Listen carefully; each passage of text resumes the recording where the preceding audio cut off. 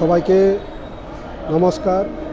আমি অজয় দেববর্মা, সুপ্রিম কোর্টের 1298 অফ 2020 কেসের main petitioner.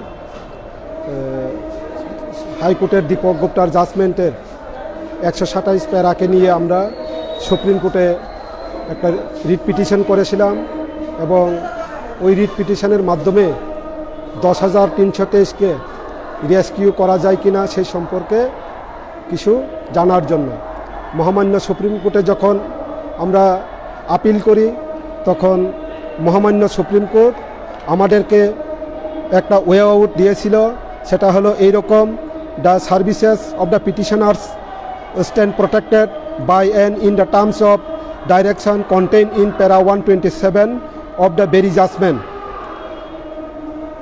and the High Court had directed issues of notice to be published in the newspaper which were also issued, and that none of the petitioners had challenged the decision of the High Court in Tanmoynath or did they seek any review. যে কথাটা আমি একটা আগে বললাম, the services of the petitioners stand protected by and in terms of the direction of content in para 127 of the very judgment. And 127 প্যারা অনুসারে আমরা যারা সুপ্রিম কোর্টে আবেদন করেছিলাম তারা কিন্তু সেই প্যারা অনুসারে তাদের চাকরি এখনও প্রোটেক্টেড। কারণটা হলো ওই তন্ময়নাথ ভার্সেস স্টেট অফ ত্রিপুরার যখন কেস হয়েছিল তখন ওই কেসে 58টা রিট পিটিশনকে ক্লাব টুগেদার করে 162 জনকে নোটিশ করেছিল, কিন্তু যারা নোটিশ পেয়েছিল তারা কেউ হাইকোর্টে তখন গিয়ে সেই নোটিশের মূলে তারা কোনো কমপ্লেন করেনি, যার কারণে তাদের চাকরিকে 127 প্যারা অনুসারে রক্ষা করতে পারবে না। কিন্তু বাকি যাদের চাকরি যাদেরকে নোটিশ করা হয়নি তারা কিন্তু সেই 127 প্যারা অনুসারে কিন্তু প্রোটেক্টেড, যেটা সুপ্রিম কোর্টের রায় অনুসারে আমরা যা বুঝতে পারলাম। কিন্তু এর পরিপ্রেক্ষিতে মহামান্য সুপ্রিম কোর্ট একটা অর্ডার করেছে যে state is duty bound under the constitution to see proper and effective implementation of the judgement rendered by the apex court. অর্থাৎ দেশের যে কোনো আদালতের জাজমেন্টকে ইমপ্লিমেন্ট করা কিন্তু রাজ্য সরকার হোক বা কেন্দ্র সরকার হোক তা করতে হবে।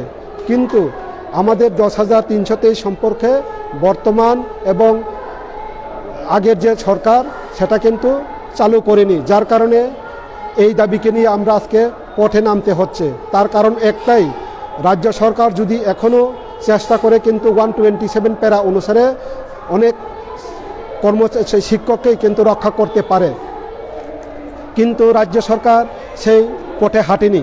এবং যারা বাকি যে 462 জন তাদের জন্যও মহামান্য সুপ্রিম কোর্ট একটা অর্ডার দিয়েছিল।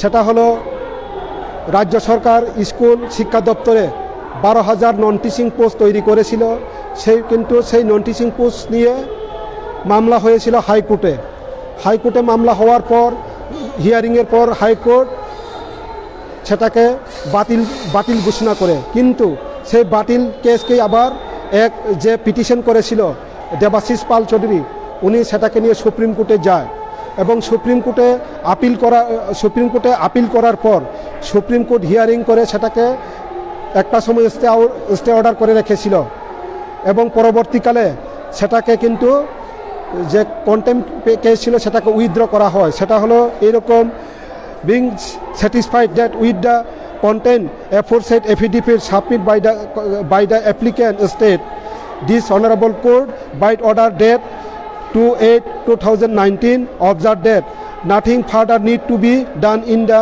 matter, the contempt petition is closed। অর্থাৎ অনেক রাজ্য সরকারের তরফ থেকে যখন ওইখানে হলফনামা নিয়ে জানানো হয় এই যে নন টিচিং 12,000 পোস্ট সেটাকে আমরা 2017 পরেই তাদেরকে নিযুক্ত করব, 2017 আগে না। সেই রকম রাজ্য সরকারের তরফ থেকে যখন এফিডেভিট জমা দেওয়া হয় তখন সুপ্রিম কোর্ট সেটাকে উইথড্র করে নেয়। এখন উইথড্র করার পর রাজ্য সরকার ওই যে 462 জন যাদের নামে কমপ্লেন হয়েছিল এমপ্লয়মেন্ট পলিসি নিয়ে, তাদেরকে সেখানে কিন্তু অ্যাবজর্ব করতে পারে। যাদের নামে কমপ্লেন ছিল তাদেরকে সেখানে অর্থাৎ 12,000 পোস্টে অ্যাবজর্ব করতে পারে এবং বাকিদেরকে 127 প্যারা অনুসারে শিক্ষকতায় রাখতে পারে। কিন্তু রাজ্য সরকার এখনও পর্যন্ত আমাদের সঙ্গে আলোচনার মঞ্চে আসতে রাজি না। আমি সেই সম্পর্কে বলতে চাই রাজ্য সরকারের কাছে, আপনারা আসুন, আমাদের সঙ্গে আলোচনা করুন, কারণ আপনারা কথা দিয়েছিল 2 মাসের মধ্যেই আমাদের স্থায়ী সমাধান করবে। এবং একদম একটা দায়িত্বশীল সংগঠন হিসাবে আমরা তখন রাজ্য সরকারের কাছে ডিমান্ড যেমন দিয়েছিলাম, প্রপোজালও আমরা দিয়েছিলাম। প্রপোজাল আমাদের এই ছিল, যাদেরকে 127 প্যারা অনুসারে রক্ষা করতে পারে তাদেরকে সেই অনুসারে করুন এবং বাকিদেরকে যে নন টিচিং পোস্টে দিয়ে অবজার্ভ করুন। কিন্তু রাজ্য সরকার এখনও পর্যন্ত সেই সম্পর্কে কোনো তাদের নোটিশ জারি করেনি। এবং আমরা এও জানতে পারি যে আমাদের যখন কেস চলছিল সুপ্রিম কোর্টে, তখন তার রাজ্য সরকারের তরফ থেকে কাউন্টার এফিডেভিট দিয়ে জানিয়ে দেওয়া হয়েছিল যে a group of grievance candidates who were not selected for appointment filed as many as 58 writ petitions against 462 selected candidates before the court of Tripura, challenged the said employment policy and selection process. The division bench of High Court of Tripura clubs together all the petitions and after hearing the petitions set aside the revised employment policy 2003 and the selections of the candidate of 7/5/2014 by a common judgment. অর্থাৎ এখানে পরিষ্কার রাজ্য সরকারের তরফ থেকে তারা তখন 58টা writ পিটিশনকে club together করেই এই 462 জনকে নোটিশ করেছিল এবং সেই নোটিশ অনুসারে হিয়ারিংও হয়েছিল এবং পরবর্তীকালে সেটাকে জাজমেন্ট দিয়ে দেওয়া হয় দীপক গুপ্তার জাজমেন্টে। তখন ওই যে 462 জন, সেখানে কিন্তু বিজ্ঞান শিক্ষকদেরও একটা কেস ছিল, কেস নাম্বার হলো 537/2012 সায়েন্স, এবং ওই সায়েন্স গ্র্যাজুয়েটের মানে 4 জনের নাম এখানে অন্তর্ভুক্ত ছিল এবং তাদেরকে কিন্তু আমাদের সঙ্গে 2017 ডিসেম্বরের পর টার্মিনেশন করা হয়নি। আমাদের বক্তব্য হলো 462 জনকে নোটিশ করা হয়েছিল, জাজমেন্ট দেওয়া হয়েছিল, কেন তাদেরকে কিন্তু আমাদের সঙ্গে টার্মিনেশন করা হয়নি, এই জায়গাতে আমাদের একটা বক্তব্য। এবং বর্তমান রাজ্য সরকার আবার আর একটা কেসে গিয়ে আবার জানিয়ে দিয়েছে যে এই বিজ্ঞান শিক্ষকদের মধ্যে শুধুমাত্র এইরকম তাদের যে বক্তব্য অনুসারে it is also submit that 4 persons were appointed during 2012 to the post of assistant teacher science following the revised employment policy 2003 in pursuance of advertisement date 25 August 2010 of School Education Department. তাদের বিজ্ঞপ্তি হয়েছিল চাকরির জন্য 25 August 2010। তার কিন্তু আমাদের যদি revise employment policy একটা যদি ভুল হয়ে থাকে, এই বিজ্ঞান শিক্ষকদের কিন্তু এনসিটি নোটিফিকেশন অনুসারে গাইডলাইনকে কিন্তু ভায়োলেট করা হয়েছে তাদের ক্ষেত্রে। আমাদের যদি একটা ভুল থাকে, তাদের কিন্তু 2টা ভুল, একটা এনসিটি গাইডলাইন আর একটা রিভাইজ এমপ্লয়মেন্ট পলিসি। এবং বর্তমানে রাজ্য সরকার উল্লেখ করছে যে it is relevant to the mention here that the name of those 4 persons were listed in the judgment and order date 7/5/2014 passed by Honorable High Court in Tripura. Combined judgment order of 58 cases in which WPC 3537 of 2012 was also one of the cases. তার মানে 58টা writ পিটিশনের মধ্যে 537একটা case. কিন্তু রাজ্য সরকার এখন তাদেরকে termination করার জন্য initiative গ্রহণ করেছে। এখন বক্তব্য হলো 2018 সন থেকে যদি আমাদেরকে টার্মিনেট করা হয় এবং অ্যাডহক বেসিসে রাখা হয়, ওই 4 জনকে তখন কেন রাখা হলো না, তাই নিয়ে আমরা রাজ্য সরকারের কাছে আমাদের প্রশ্ন। এবং রাজ্য সরকার এও উল্লেখ করছে যে the judgement pertain merely to the teachers appoint in 2010 and 2013.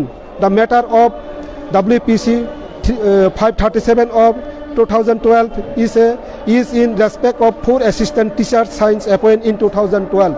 রাজ্য সরকার এখানে বলার চেষ্টা করছে যে 2012 সনে শুধুমাত্র 4 জন বিজ্ঞান শিক্ষককেই নিযুক্ত করেছিল, কিন্তু সম্পূর্ণ ভুল তথ্য। রাজ্য সরকার 2012 সনে মোট 1000 অফার তারা দিয়েছিল, কিন্তু 962 জন চাকরিতে যোগদান করে, কিন্তু এখানে অফার দিয়েছে এবং তারা 4 জনই চাকরিতে যোগদান করেছে। এটাও তাদের একটা ভুল তথ্য। আমরা বলতে চাই, আপনারা সঠিক তথ্য কোর্টের কাছে আপনারা উপস্থাপন করুন এবং আইনকে সবার পক্ষে সমান বলে আপনারা গ্রহণ করুন, সেটাই আমাদের বক্তব্য। এবং ডিপার্টমেন্ট এখন কি গ্রহণ করছে আপনারা এও দেখেন। The department has initiated the process of termination of 4 respondent science graduate teacher listed in WPC 537 of 2012 science. বর্তমান রাজ্য সরকার এখন টার্মিনেশন করার জন্য তাদেরকে ইনিশিয়েটিভ নিয়েছে, কারণ এই 4 জনকে রাজ্য সরকারের তরফ থেকে তাদের নির্দিষ্ট অ্যাড্রেসে চিঠি দেওয়া হয়েছে। এই 4 জনকে তাদেরকে কেন টার্মিনেশন করা হবে না? আমাদেরকে কোনো নোটিশ ইস্যু করা হয়নি, অথচ আমাদেরকে টার্মিনেট করা হলো। সেখানে আমাদের প্রশ্ন যে কোর্ট অর্ডারকে রাজ্য সরকার কিভাবে 2 রকমভাবে ব্যবহার করে।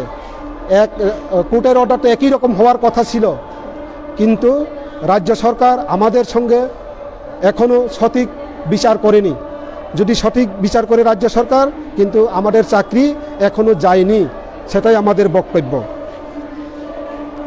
যাই হোক, রাজ্য সরকারের কাছে আমাদের অনুরোধ থাকব, আপনারা আমাদের সঙ্গে আলোচনায় বসুন এবং আলোচনার মাধ্যমে সমস্যার সমাধান কিভাবে করা হয় সেটা আপনারা আসুন, এগিয়ে আসুন। এবং আপনারা যদি আসতে রাজি না হন বা আপনাদের অথরিটিকে দিয়ে, ডাইরেক্টর বা সেক্রেটারি পর্যায়ের কোনো অফিসারকে দিয়ে আমাদের সঙ্গে আলোচনায় বসুন। আমরাও আমাদের সাপেক্ষে আমাদের বক্তব্যগুলি তুলে ধরব এবং আপনারা আপনাদের কি কি করণীয় সেটা আপনারা করুন। কারণ এইভাবে যদি আপনারা আমাদের আন্দোলন থেকে দূরে সরে থাকে, কিন্তু আন্দোলন দীর্ঘস্থায়ী হবে এবং রাজ্যের যে স্বাভাবিক জীবনযাপন সেটা কিন্তু কিছুটা বিঘ্নিত হবে বলে আমরা আশা করি। যার দরুন আমি বিনম্রভাবে এখনও অনুরোধ করি, আসুন আপনারা এগিয়ে আসুন, আমাদের সঙ্গে আলোচনায় আসুন এবং আলোচনার মাধ্যমেই একমাত্র সমস্যা সমাধানের রাস্তা। যদি আপনারা সেই পথ গ্রহণ না করে, কিন্তু এই আন্দোলন পরবর্তীকালে কী রূপ ধারণ করবে সেটা কিন্তু আমরা এখনো বলে দিতে পারিনি।